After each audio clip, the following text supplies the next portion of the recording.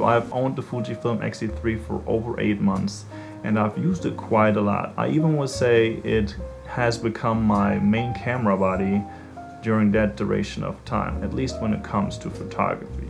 Sadly, a few weeks ago it took a fall to the ground and I had no other option than to replace it. I made the decision to go with the Fujifilm X-E4, and in today's video I'm going to talk to you about the similarities between the two cameras and why I chose it over the Fujifilm X100V.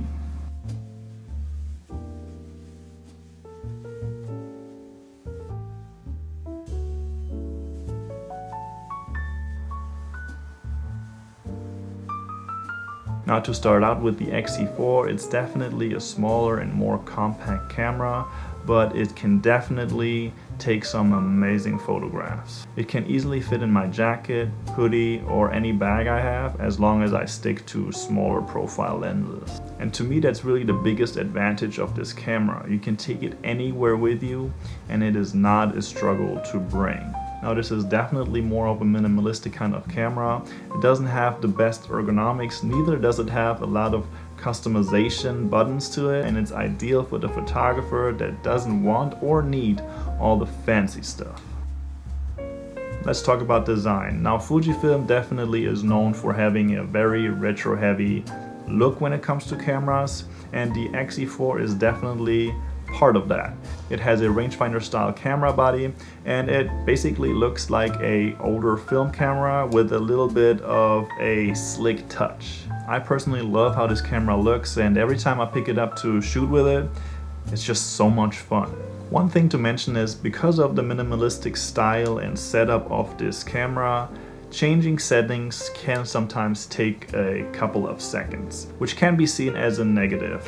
Although on the other side, doing that and making that process a little slower also slows you down as a photographer and your whole process of taking photos, which I kind of like, and it's been a lot of fun for me to take my time when it comes to composition and taking photos in general. Now, the way this camera looks may be actually a big factor while you're considering this camera. It was definitely a big factor for me. But if a camera is not capable of taking good photos, then what is it good for? So here are some photos that I took with the Xe4 and the Xe3.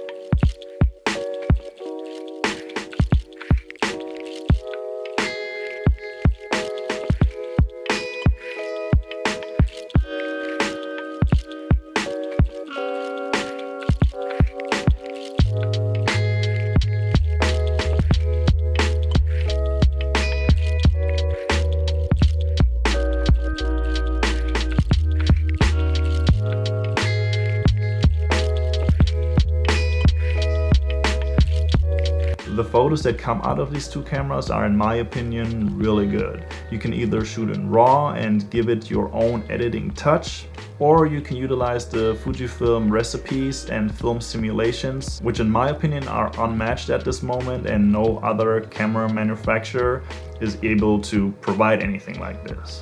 Now, a critical part of picture quality is the lens that you attach to this camera. And with this camera, you can utilize all the Fuji XF lenses, as well as third-party lenses that you can either adapt, or some lens manufacturers actually make their lenses for the Fujifilm XF mount. And by the way, if you have any questions about the Xe3 or Xe4 that I'm not covering in this video, make sure you put them down in the comments below. Now let's take a look at the Xe4 in comparison to the Xe3, and let's start with the outside.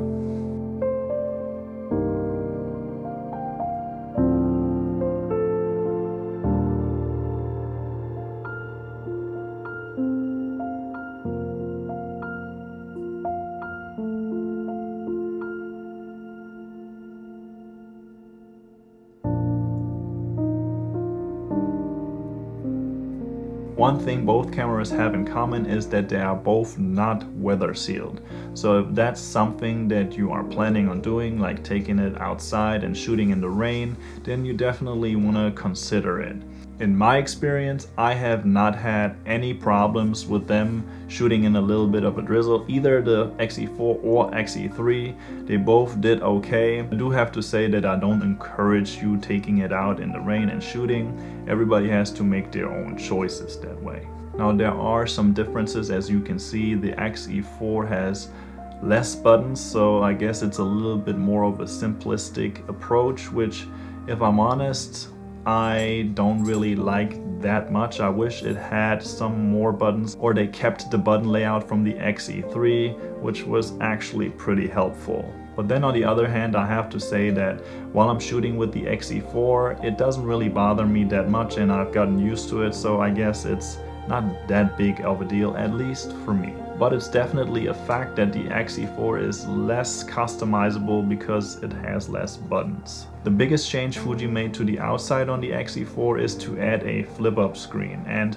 in my opinion that's one of the best additions that they made to this camera, because that was one of my main complaints about the Xe3, not having the flip-up screen to be able to shoot from the hip or get lower angles more easily. A really big difference that you will notice when you hold the camera is that the Xe4 basically has no ergonomics. Now you can change that by adding a grip, which is what I did. I actually utilized the grip that I got from my Xe3 when I bought it used because it came with it. And it doesn't fit perfectly, but it gets the job done. The Xe3 on the other hand does come with a tiny bit of ergonomics, which was pretty handy. I have to say I do miss that on the Xe4 and wish they would have sticked to it. But in the process of making this a really minimalistic camera, they got rid of it, and if that was what they really were going for, I guess they accomplished it. One thing I would definitely recommend is, if you don't want a grip, I would definitely go for the thumb rest, which will give you a little bit more of a secure grip. The last thing that I will mention on the outside is that on the Xe4 they now got rid of the front dial where you were able to switch between manual focus, autofocus and continuous focus, which to be honest for me is not that big of a deal. I rarely used it and probably will never really take advantage of that dial, but it's gone. When it comes to the inner works of these two cameras, I'm not going to go too much into depth when it comes to specs, but the Xe3 comes with a 3rd generation 24 megapixel sensor and the Xe4 comes with the 4th generation 26 megapixel sensor. If you would take a photo of a scene with both cameras and you would compare them, there would be no telling of a difference, to be honest. And also, if you're looking at any of these two cameras, you're probably not interested in the top of the top specs, because that's just not what you're gonna get with these two cameras. Now, in my opinion, there will probably be two deciding factors on which of these two cameras you're gonna get. Number one is budget. The Xe4 you can get for $849 US at the moment, new, and the Xe3 you can get used for around $500. If you're lucky, you can even get it a little cheaper. And number two would be the deciding factor if you want more simplicity with the Xe4 or a little bit more customization with a little more availability when it comes to buttons. For me, the decision to get the Xe3 and then the Xe4 instead the X100V was, one, I wanted a camera that has interchangeable lenses in case I want to change my focal lengths. Two, they were much cheaper than the X100V. And three, they were available and not sold out everywhere. Now ultimately, of course, it's your decision to make. You have to decide which camera makes you happy and which one gets the job done. Is it the Xe3 or the Xe4? Or do you stay away from either of them and you get the X100V? Which, just forget about it, you can't get your hands on it anyway. But seriously, I hope this video is helpful for anybody that is interested in either of these two cameras. If it is, please leave a like, a comment, and subscribe to the channel. I appreciate every single one of you guys, and I will see you in the next one.